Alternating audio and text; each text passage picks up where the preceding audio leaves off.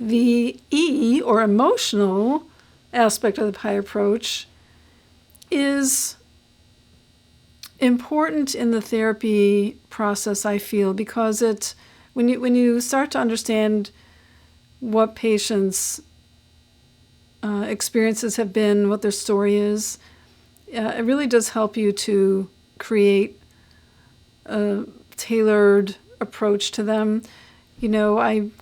As you do too, I'm sure you can have 10 patients in your office, and they all may have the same symptoms, but everyone's story is a little different. And even sometimes a story outside of sports. There may be things that have contributed to their overall stress outside of sports that kind of factored in. It's just getting to know the person really well and building up that trust, I feel, is really, really helpful.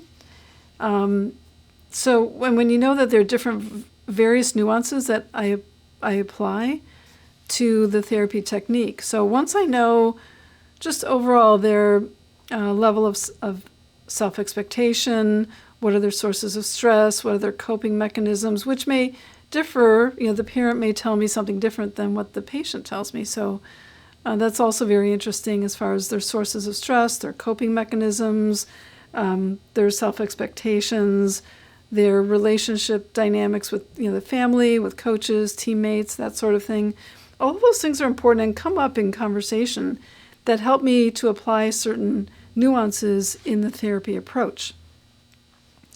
And then it also helps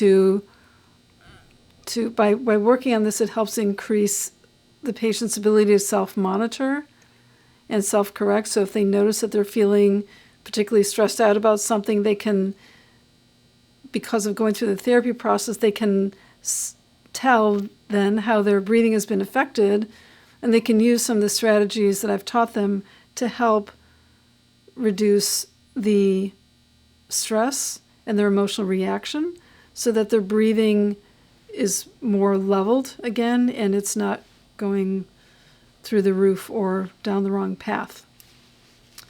And like I said, because of that, they also then understand the relationship between emotions and breathing and how they're impacted and how to keep things more in check.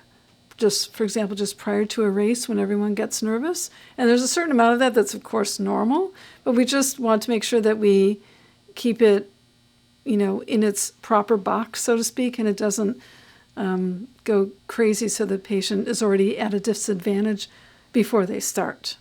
We want them to be at a really great place before the gun goes off.